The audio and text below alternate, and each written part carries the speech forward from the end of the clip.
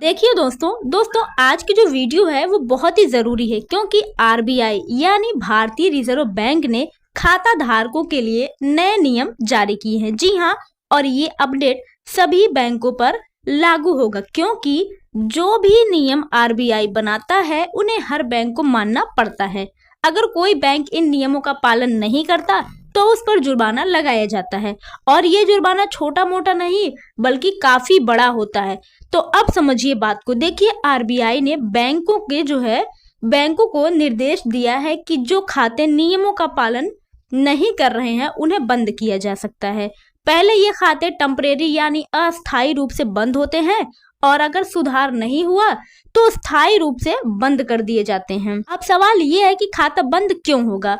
तो कारण बहुत साफ है। बहुत पहले से लोग जो है अपना न्यूनतम बैलेंस यानी मिनिमम बैलेंस मेंटेन नहीं करते थे। हर बैंक को अपनी एक सीमा होती है। जी हाँ, हर बैंक की अपनी एक सीमा होती है और अगर आप उतना बैलेंस नहीं रखते तो बैंक आपके खाते से चार्ज काट लेता है और आपका जो खाता वो माइनस में चला जाता है। आजकल अक्सर लोगों के खाते माइनस में जा रहे होंगे। और गांव के क्षेत्र में यानी जो है रूरल ब्रांच में, जो गांव की बैंकें होती हैं, गांव के एरिया की, उसे रूरल ब्रांच बोलते हैं।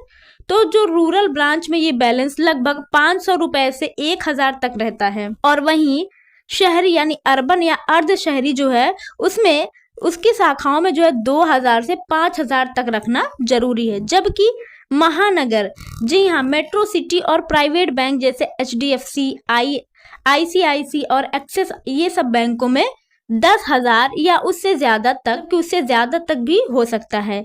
और अगर आप इस लिमिट से नीचे चले जाते हैं तो बैंक जो है आपको 500 से 600 रुपए तक का चार्ज काट सकता है। और अगर बार बार बैलेंस कम रहता है तो आपका खाता बंद करने की प्रक्रिया शुरू हो सकती है। जी हाँ, अब बात करते हैं कौन से बैंक जो है वो न्यूनतम बैलेंस यानी जीरो हो गए हैं। तो जीरो बैलेंस अकाउंट में देखिए स्टेट बैंक ऑफ इंडिया, जी हाँ, एसबीआई, सभी सेविंग अकाउंट पर न्यूनतम बैलेंस की आवश्यकता हटा दी गई है। जी हाँ, और बैंक ऑफ बड़ौदा देखो बीओबी में 1 जुलाई 2025 से ये सभी बचत खातों पर शून्य बैलेंस की सुविधा दी गई है। और केनरा बैंक में उसमें 1 जून 2025 से सभी बचत खातों पर जीरो बैलेंस लागू हो गया है।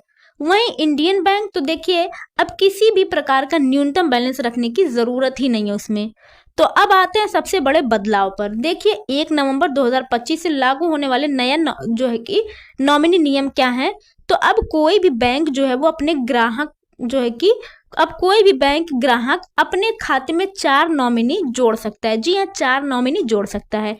ये सुविधा जो है वो सेविंग अकाउंट के लिए है, करंट अकाउंट के लिए और फिक्स्ड डिपॉजिट सभी पर ये लागू होगी। जी हाँ, आप जो है 4 नॉमिनी जोड़ सकते हैं। ग्राहक अगर चाहे तो सभी नॉमिनियों को एक साथ जोड़ सकता है। जी हाँ, या क्रमवार तरीके से जोड़े, जैसे भी उसको जोड़ना है वो जोड़ सकता है। मतलब आप चाहे तो चारों नॉमिनियों को जो है 25-25% के हिस्सा दे सकते हैं या किसी को 40 तो किसी को 30 भी आप रख सकते हैं। इससे वारिसों के बीच विवाद खत्म होंगे और बैंक क्लेम प्रक्रिया भी आसान होगी।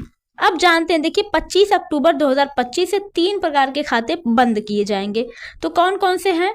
तो देखिए डोरमेंट अकाउंट जो 2 साल से निष्क्रिय हैं। जी हाँ, उसके बाद आता है इनएक्टिव अकाउंट जो 1 साल से कोई गतिविधि नहीं दिखा रहा है, तो ये सब बंद होंगे। और जीरो बैलेंस अकाउंट जिनमें लंबे समय से कोई ट्रांजैक्शन नहीं हुआ है। जी हाँ, जिसमें लंबे समय से कोई ट्रांजैक्शन नहीं हुआ है वो भी खाते बंद हो जाएंगे। तो अगर आप चाहते हैं कि आपका खाता बंद ना हो तो हर 1-2 महीने में एक बार कोई छोटा से छोटा ट्रांजैक्शन आप जरूर करें, चाहे 10 रुपए का ही क्यों ना हो, 100 रुपए का ही क्यों ना हो, लेकिन आप ट्रांजैक्शन जरूर करिए। इससे खाता आपका जो वो सक्रिय बना रहेगा, खाता आपका एक्टिव रहेगा।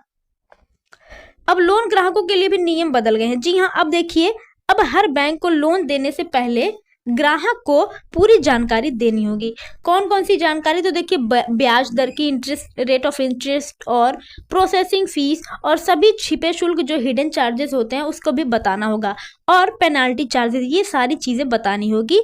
और इसके अलावा लोन एग्रीमेंट अब सरल भाषा में, क्षेत्रीय भाषा में दिए जाएंगे ताकि हर व्यक्ति आसानी से उसे समझ पाए। और अब बात आती है डिजिटल पेमेंट की। जी हाँ, 2025 में आरबीआई ने केवाईसी और ऑफलाइन ट्रांजैक्शन नियम को भी अपडेट किया है। अब छोटे छोटे व्यापारियों को भी सख्त केवाईसी प्रक्रिया पूरी करनी होगी। जी हाँ, और साथ ही बिना ट्रांजैक्शन वाले पेमेंट यानी ऑफलाइन पेमेंट पर भी फ्रॉड से बचाव के लिए नए नियम लागू होंगे। और सबसे बड़ी राहत की बात ये है, देखिए कि अब जो है एटीएम से फ्री ट्रांजैक्शन की लिमिट 5 से बढ़ाकर 8 कर दी गई है। साथ ही नो सरप्राइज फीस पॉलिसी जो है वो लागू की गई है। बताए कोई अतिरिक्त शुल्क नहीं काट पाएंगे। सारे बदलाव का उद्देश्य एक ही है, जी हाँ, ग्राहकों की सुरक्षा, बैंक में पारदर्शिता और डिजिटल धोखाधड़ी पर रोक लगाना, ये है मकसद बैंकों का। तो इन नियमों से भारत की बैंकिंग व्यवस्था मजबूत और भरोसेमंद बनेगी।